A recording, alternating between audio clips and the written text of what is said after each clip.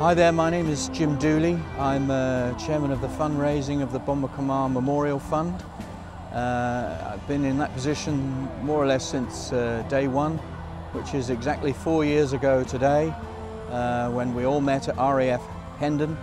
Myself and Robin Gibb, Sir Michael Beetham, Tony Iveson, Doug Radcliffe, and a whole team of guys with a view to starting a campaign to raise the money for the Bomber Command Memorial.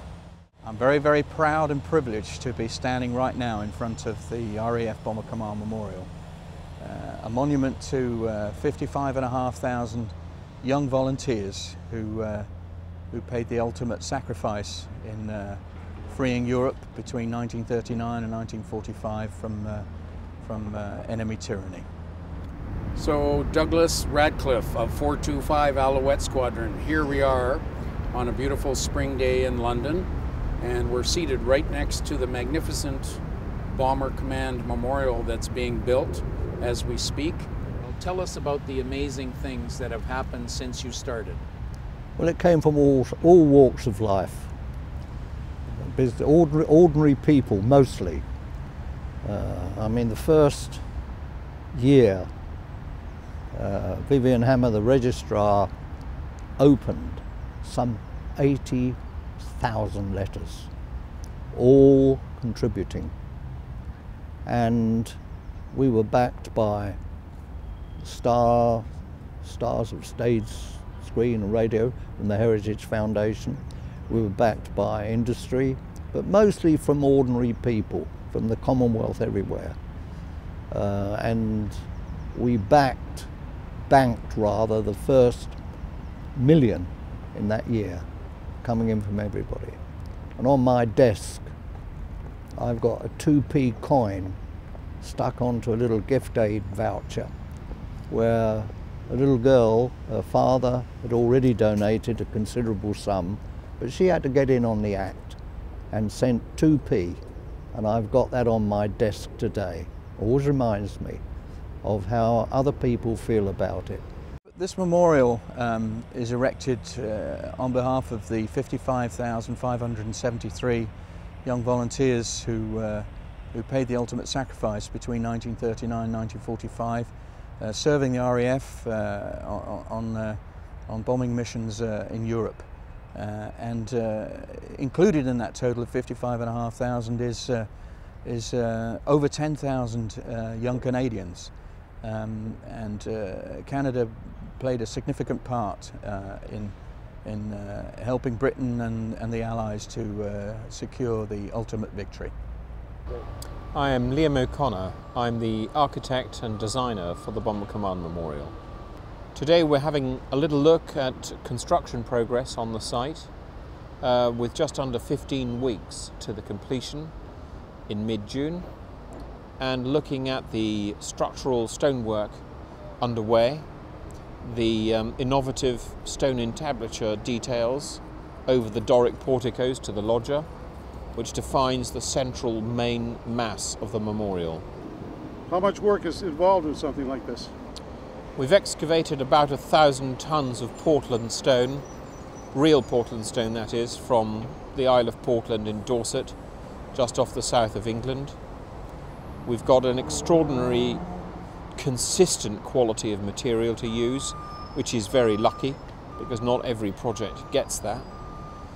And we have probably one of the best stonework manufacturing firms I've ever worked with, applying a level of dedication and skill and high tolerance work that I haven't seen on any modern stone structures, certainly in my career. Yes, this here's all Portland stone. A lot of London is Portland stone. Probably this is why they went for Portland stone in this job here as well. It ties in with the rest of all the buildings, and it's over in Portland Island, and the stone goes to Ireland and into the factory there and carved out. You see the way that went in and brought here on site. It fits perfectly. And it fitted perfectly, it did, yes. Are you proud to be here right now? Absolutely proud to be part of the Bombers Memorial, indeed, really proud. so many young men give their lives that we could have the freedom we have today.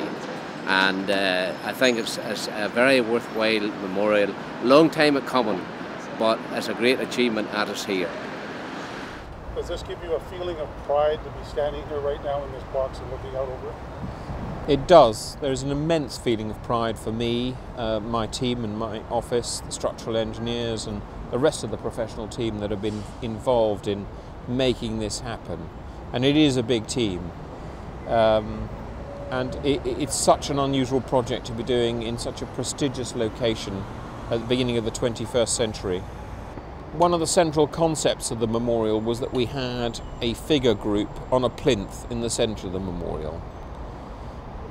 That sculpture group really dictates in many ways the proportions and dimensions of the internal central space of the memorial.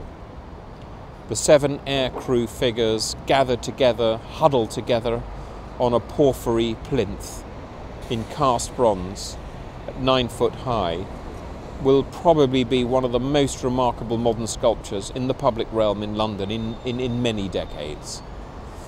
And I think arriving from Piccadilly through the loggia, not quite understanding what's about to hit you, I think the impression visitors will get when they arrive is one of awe, and that's what we hope will be achieved. And once you're inside the memorial, you don't see the faces of the figures. You have to engage with the memorial, move around it, and move to the south side of it before you see the expressions on their faces and understand who they are and feel the full emotional power of that extraordinary set piece. For all of our audience, I need to state the fact that on average, only 1 in 4 airmen of Bomber Command finish their tour. You know, that's so. That's the terrible statistic. But at last, they're being honoured. Yes, a wonderful memorial. Yeah. We inspected it yesterday, and it is only partially constructed. And could I add an adjective of magnificent, of this wonderful description? This is got to be the ultimate memorial. Well, let's always record that part of it will be from a Halifax Bomber for the roofing area that you, Carl, imagine, and he brought it forth to us 5 or 6 years ago, and we filmed it in the RAF Club across the road from here. What a marvellous moment that was. I still remember holding that ingot, and the most marvellous, creditable moment for the Canadians. That's right, and we are so proud to be part of the Bomber Command Memorial and to do our contribution from Canada in the form of these aluminium ingots, and to think that in 1997 those ingots could have gone to the tip pile, but we said no, we must keep them for memorials, plaques and statues, and here we are today. So the essence of 8 men is in those aluminium ingots, and we're so pleased that they could become part of the roof of the memorial. What do you think people will think when they find out that this bomber is incorporated into the memorial?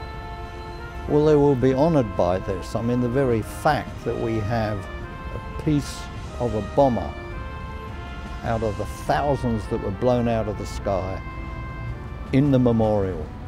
What a credit to Canada that you've been, all this work you've done, Carl, to get it here, okay, and pursue it right to the end. And it's going to be the dome roof where the 7 aircrew looking up at it. They will be looking at the area of that Belgian Halifax. What a credit it is to you and the Canadians. Well, thank you very much, Douglas, and the Bomber Command Museum of Canada is very proud to pass this historic aluminium on to you and your comrades for inclusion. So it's just wonderful that this is unfolding the way it is. Well, to borrow a phrase from Winston Churchill, I think there can be no doubt that that period between 1939 and 1945 was our finest hour. And the freedom that those young volunteers earned for us has meant that Europe has essentially been in peace now for a good 67 years, and that's the longest it's ever known. What do you think the Bomber Command Memorial will mean to generations that will be growing up after we're gone? Well, Carl, I can't talk for 50 or 100 years ahead, but even now, with the press and what is happening throughout the Commonwealth, there's an attachment and it's growing, and people are suddenly become aware who weren't aware before of these great losses. They were not aware, or indeed of all the other losses that took place during World War II. They will remember that and never ever forget it.